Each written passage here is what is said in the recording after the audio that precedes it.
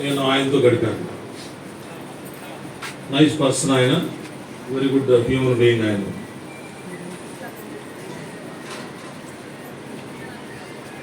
ఇంకా చాలా విషయాలు మాకు శ్రీనివాస్ గారు చెప్పారు. ఇక్కడ ఈ ప్రాంతంలో ఏ విధంగా సేవను ప్రారంభించారు,